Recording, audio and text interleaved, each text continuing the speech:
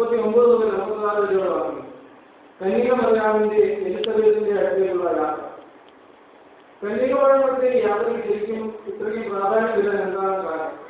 വൃദ്ധയായ ഒരു സ്ത്രീയെ സന്ദർശിക്കാൻ വേണ്ടി സ്വന്തം ജാതിയിൽപ്പെട്ട ഒരു ബാലികയുടെ യാത്രയ്ക്ക് ഇത്രയും ശ്രദ്ധ ആകർഷിക്കുവാൻ എന്താണ് ശരിക്കും കാരണം? ഇതിന് ദൈവശാസ്ത്രപരമായ ഒരു പ്രാധാന്യമുണ്ട്.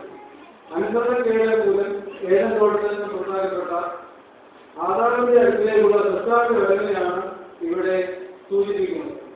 കർത്താവ് മറിയാമിലൂടെയും ആദാമിന്റെ പിൻഗാമികൾ എലിസബത്തിലൂടെയും പരസ്പരം സംബന്ധിക്കുന്നു.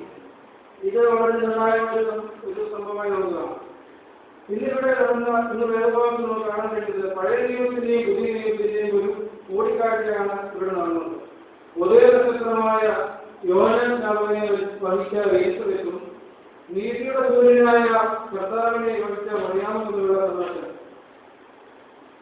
ഇവര് തമ്മിൽ രണ്ടുപേരും നോക്കുകയാണെങ്കിൽ രണ്ടുപേർക്കും ഒരുപാട് വ്യത്യാസമുണ്ട്. അതായത് എലിസബത്ത് വിവാഹിതയും വൃദ്ധയും വന്ധ്യയുമായി, അതേസമയം കന്യകമറിയാം കന്യകയും അവിവാഹിതയും യുവതിയുമായി. എന്നാൽ ഇവർ ഈ പ്രായത്തിന്റെ വിദ്യാഭ്യാസങ്ങൾ മറികടന്നുള്ള വൈകാരിക തലങ്ങളെല്ലാം മറികടന്നൊരു കൂടിക്കാഴ്ചയാണെന്നതാണ്. മറിയാമും എലിസബത്തും നമ്മൾ കണ്ടുമുട്ടിയപ്പോൾ കാണുന്നതാണ് എട്ടിന്റെ 10-85 വാക്യത്തിൽ കൊടുത്തിട്ടുണ്ട്. നേരിൽ വിശ്വസതയും തമ്മിൽ എതിരിച്ചിരിക്കുന്നു, നീതിയും സമാധാനവും തമ്മിൽ ജീവിച്ചിരിക്കുന്നു. എലിസബത്ത് കൂടിയാണ് കന്യക മറിയാമിനെ കർത്താവിന്റെ മാതാവെന്ന നിലയിൽ ആദ്യമായി ലോകം മനസ്സിലാക്കുന്നത്. ഈ സന്ദർശനത്തിലൂടെ കന്യക മറിയാമിന്റെ വാർത്തം ലോകത്തിന് മുമ്പാകെ എലിസബത്തിലൂടെ രൂപം വെളിപ്പെടുത്തുന്നു.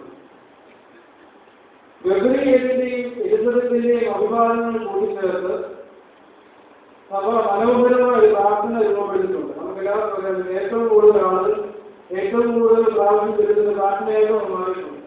ഏതാണ് പ്രാർത്ഥന? പ്രബന്ധനെ പറയുന്നത് ഏത് സമാധാനം. നമ്മുടെ കർത്താവിനോടുകൂടി സ്ത്രീകൾ പ്രാർത്ഥിക്കുമ്പോൾ ഇങ്ങനെയാണ് നിരന്തരപരമായിട്ട് എഴുതിക്കാനും പ്രാർത്ഥിക്കുകയാണ്.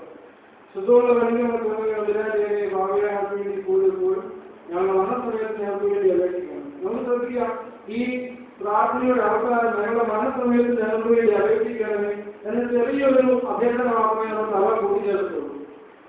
ശരിക്കും നമുക്ക് നമ്മുടെ സമൂഹത്തിന് കാണാൻ കഴിയുന്നത് സ്ഥാനത്തും അസ്ഥാനത്തും എല്ലാം വേദവാക്യങ്ങൾ ഉപയോഗിച്ച് ആശുപത്രികളും ആശീർവാദവും എല്ലാം വേദവാക്യങ്ങൾ ഉപയോഗിച്ച് അതിന് ഒരുപാട് യുവജനപക്ഷി ക്രിസ്തീയ സഭകളിൽ നമ്മൾ എഴുതുന്നു. അവരാരും ഈ വേദഭാഗത്തെ അതിന്റെ പ്രാധാന്യത്തോടെ കാണുന്നില്ല എന്നാണ് മനസ്സിലാക്കുന്നത്. ഇവിടെ നമ്മൾ പ്രഭാഷകനെ ഈ പ്രാർത്ഥനയിൽ ഉൾപ്പെടുത്തിയിരിക്കുന്ന എല്ലാ വാക്യങ്ങളും വേദപുസ്തകത്തിൽ നിന്ന് എടുത്തിട്ടുള്ളത് വാക്യങ്ങൾ തന്നെയാണ്. സഭ സഭ തന്നെ ഉണ്ടാക്കിയ പ്രാർത്ഥനകളുണ്ട്. ഈ സഭയുടെ പ്രതീകമായിട്ട് നമുക്ക് കന്യകമറിയാമിനെ കാണാം. അത് എങ്ങനെയാണെന്ന് നമുക്ക് നോക്കാം. ഒന്നാമതായി കന്യകമറിയാമിന്റെ ശുശ്രൂഷ മനോഭാവം.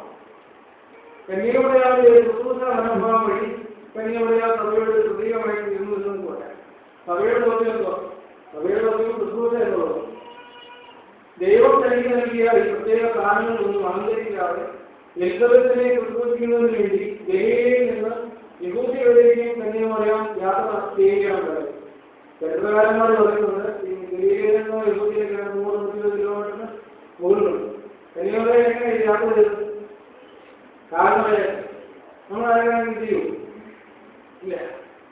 കന്യകമറിയാമിന്റെ ഏൽവയും വിനയവും ഇവിടെ പ്രത്യേകം പ്രസ്താവിക്കേണ്ട കാര്യമാണ്. എലിസബത്തിന് ശുശ്രൂഷ ആവശ്യമായ ഒരു 3 മാർഗങ്ങളാണ്